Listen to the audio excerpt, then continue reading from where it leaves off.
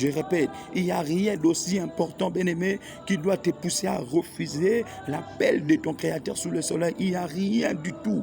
Peu importe ce que tu es en train de faire, le Seigneur m'envoie de te dire, mets cela en pause. Réponds d'abord à l'appel de ton Créateur. Car il est temps que tu entres en contact avec lui. Il a des choses à faire avec toi.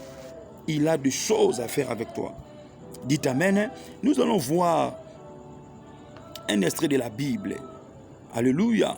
La Bible déclare ceci. Nous lisons l'évangile de Matthieu.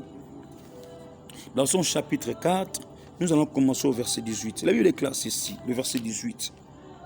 Comme il marchait le long de la mer de Galilée, il vit deux frères, Simon appelé Pierre et André son frère, qui jetaient un filet dans la mer, car ils étaient pêcheurs. Il leur dit, suivez-moi, et je vous ferai pêcheurs d'hommes. Aussitôt, ils laissèrent le filet et le suivirent. De là, étant allés plus loin, il vit deux autres frères, Jacques, fils de Zébédée, et Jean, son frère, qui étaient dans une barque avec Zébédée, leur père, et qui réparaient leur filet. Il leur appela, et aussitôt, ils laissèrent la barque et leur père, et le suivirent. Acclamons pour la parole de Dieu. Que le Seigneur te bénisse, toi qui auras l'occasion de nous suivre. La Bible déclare ceci. Le Seigneur était en train d'enseigner le long de la mer. C'est-à-dire, il était en train de marcher à la longueur de la mer. Et pendant que le Seigneur enseignait, la Bible nous dit qu'il a rencontré deux frères. Alléluia. Et ces deux frères, ils étaient en activité. Ils étaient en train de faire leur activité créatrice ou bien donatrice des revenus. C'était par la pêche de ces hommes qu'ils arrivaient à répondre à leurs besoins, à satisfaire leurs multiples besoins. Mais voilà un inconnu qui sort parce que seulement il enseigne, il dit à ces gens, arrêtez de pêcher des poissons, moi je vous appelle. Pourquoi? Parce que je veux faire de vous des pêcheurs d'hommes. Bien-aimé, scientifiquement parlant, humainement parlant, normalement parlant, sagement parlant, un homme ne peut pas être péché. Mais cet homme leur dit, il dit, venez et je ferai de vous des pêcheurs d'hommes. C'était un appel, humainement parlant, nous pouvons dire que c'était un appel insensé, c'était un appel qui ne cadrait pas avec la normalité des choses. Comment tu nous appelles pour faire de nous les pêcheurs d'hommes? Qui a dit Amen? Alléluia. Et la Bible déclare qu'un peu plus bas, on trouve deux personnes. D'ailleurs, trois personnes, des enfants et leur papa. Mais cette fois-là, ils étaient des gens qui avaient des problèmes, qui étaient en difficulté. Les deux premières personnes, c'était des affairistes. Ils étaient à l'aise, dites Amen. Ils étaient calmes, ils étaient en train de faire leur travail. Dites Amen. Mais cette fois-ci, Jésus rencontre les enfants de Zébédée et Zébédée. Et ils avaient un problème. Alléluia. Ils n'étaient pas en activité. Pourquoi? Parce que leur barque avait un problème. Tu n'as pas dit Amen. Amen. La Bible déclare, comme il marchait, le verset 19, il dit, et leur dit, suivez-moi.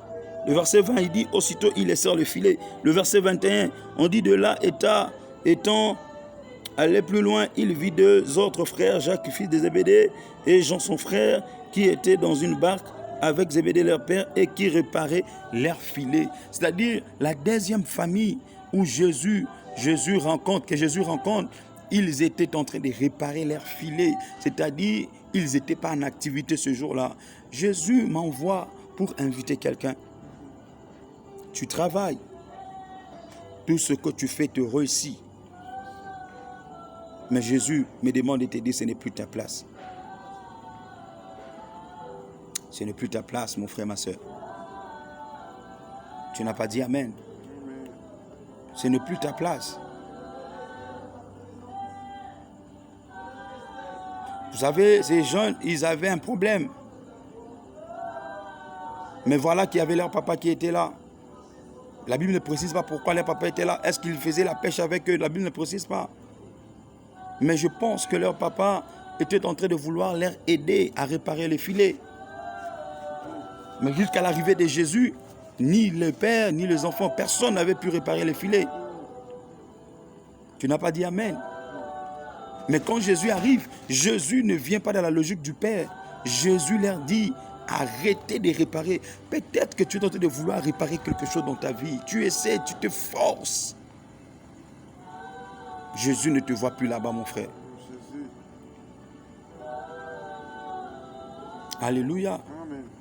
Je connais quelqu'un dans la Bible, le roi David. Écoutez très bien. Quand David était dans la forêt, en train de berger le troupeau, David était le roi absolu de la forêt. Il n'y avait aucun animal qui l'intimidait. Parce que, vous savez, il a dit que le lion est venu, il a déchiré les lions. Quand quelqu'un dans la forêt remporte face au lion, qui le fera peur? Alléluia. David, quand il était dans la forêt, il a dominé même sur le lion. Mais cependant, un jour, le Seigneur avait besoin de lui. Le Seigneur a envoyé son serviteur vers David pour qu'on le sorte de la forêt où il était à l'aise. Je ne sais pas dans quoi tu es. Je ne sais pas dans quoi tu es. Je ne sais pas. Quand le Seigneur me demandait de vous parler, de ne répondre pas non à l'appel de Dieu, je me suis dit, mais ça veut dire quoi ce thème? Mais il m'a dit de te dire ce que tu es en train de faire. Ton terrain de prédilection, où tu es à l'aise, où tu te sens dans ton assiette, où tu te dis que c'est ici que je vais évoluer, c'est ici que je serai épanoui, c'est ici que j'irai loin, c'est dans cette affaire que je vais impacter le monde, c'est dans cette affaire que je nourrirai ma famille, c'est cette affaire que je construirai une belle maison à mes parents. Le Seigneur Jésus m'envoie de te dire qu'il ne te voit plus là-bas. Il a besoin de toi. Écoute-moi très bien. David était à l'aise à la forêt. David pouvait déchirer l'ours, il pouvait déchirer les lions, il pouvait sécuriser les brebis. Mais Dieu ne le voyait plus là-bas. Alléluia. Pierre et son frère, ils pouvaient pêcher et ils n'avaient pas de problème de filet.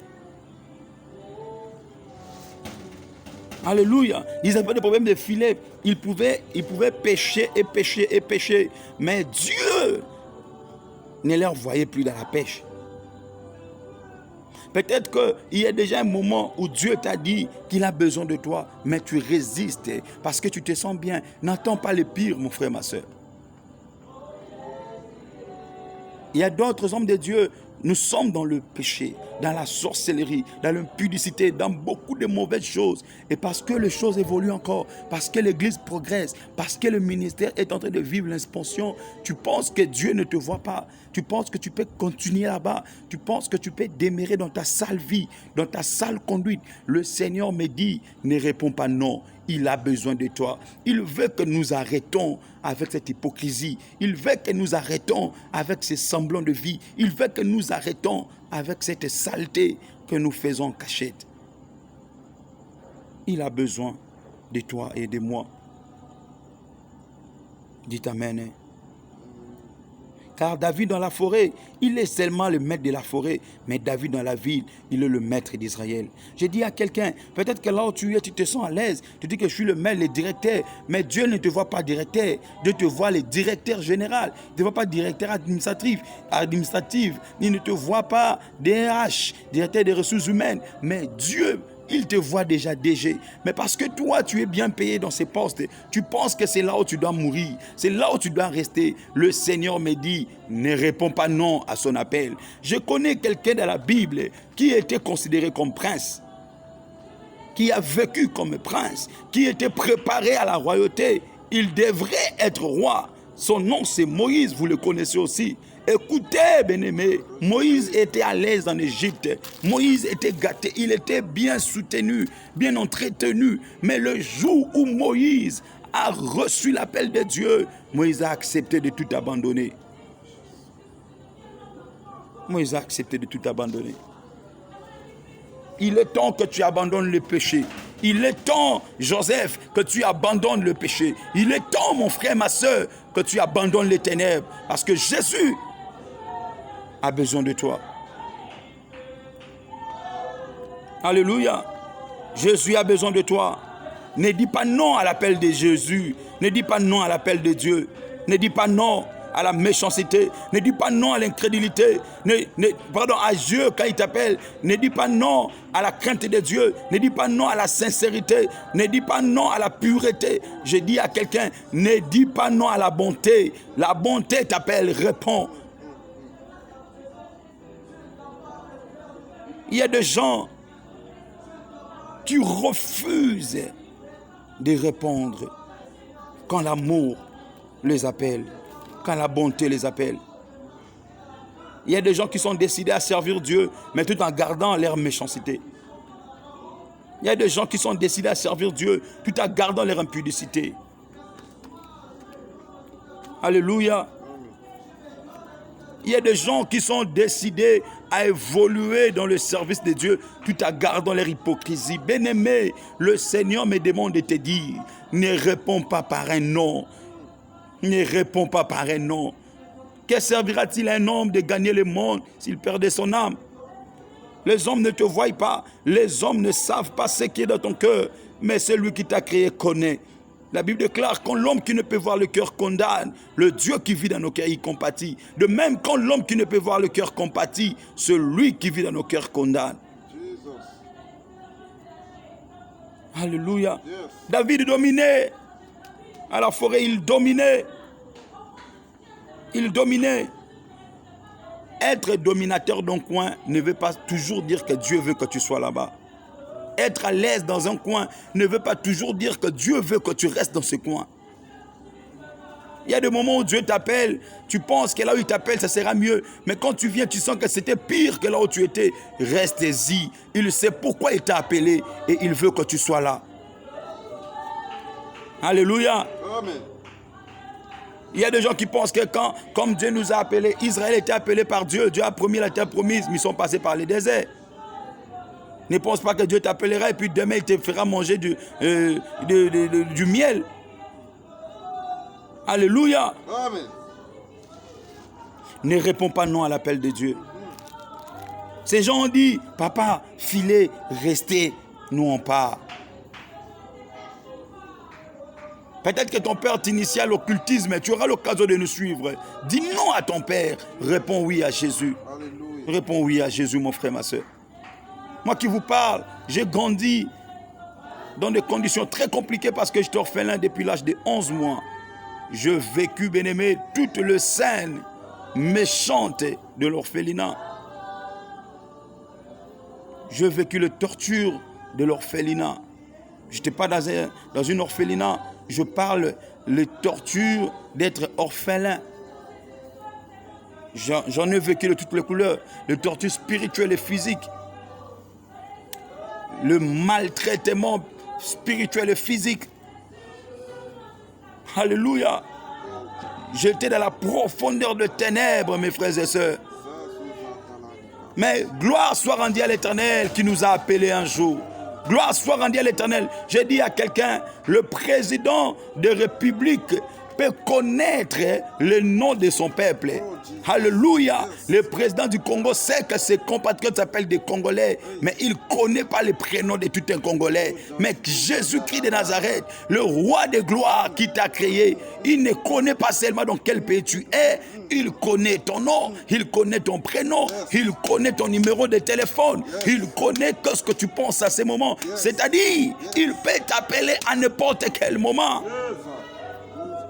Au milieu de nos souffrances de l'orphelinat, au milieu de nos peines, un jour, le bon berger nous a appelés. Un jour, il nous a appelés.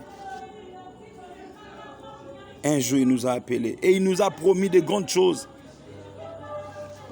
Alléluia. Et jusque-là, nous n'avons encore rien touché à la dimension de ce qu'il avait promis.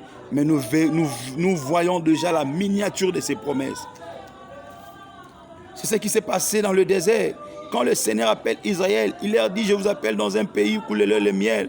Mais quand il donne l'eau dans les déserts, c'est déjà le miel. C'est la miniature du miel. Parce que l'eau ne peut pas sortir du désert. Mais voilà qu'Israël a pris de l'eau dans les déserts. Le rocher pouvait donner de l'eau. C'était le présage de ce qu'ils allaient vivre dans le pays qu'il les avait promis. Il se peut que tu as déjà reçu l'appel et tu as répondu à l'appel de l'Éternel. Et depuis que tu as répondu, les choses se sont empirées. Non, les choses ne se sont pas empirées.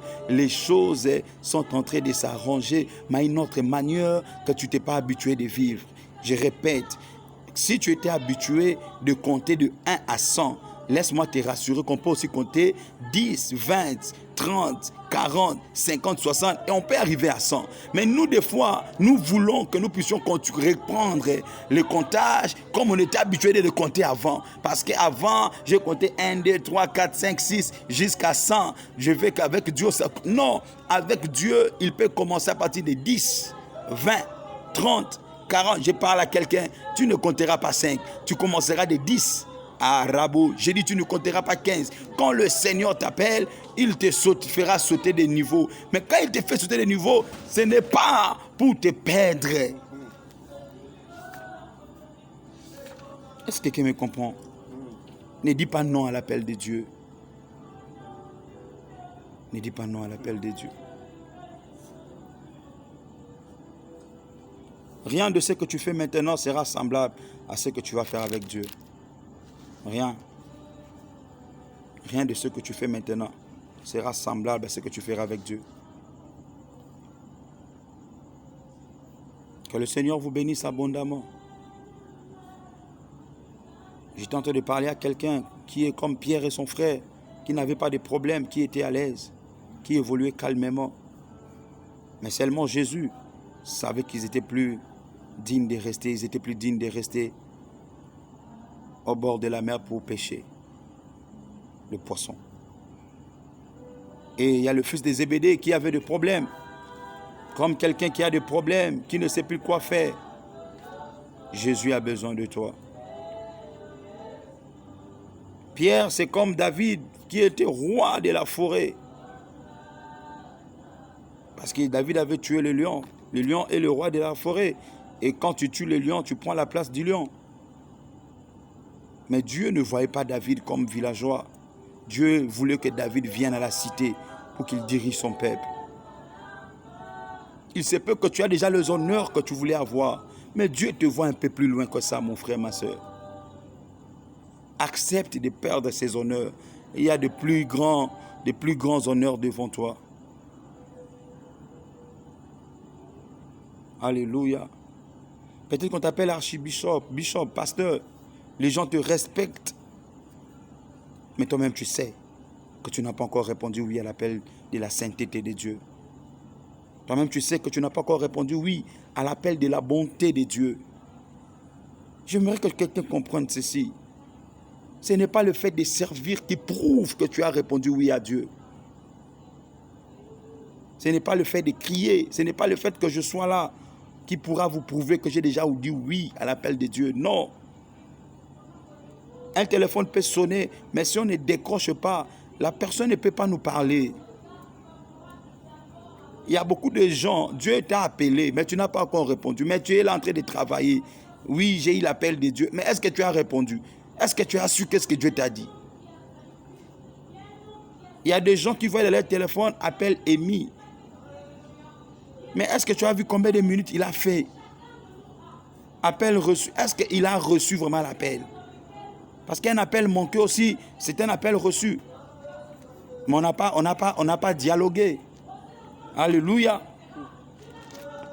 Il y a des gens à qui le Seigneur t'appelle jour et nuit. Mais tu n'as pas encore répondu à l'appel, mon frère, ma soeur.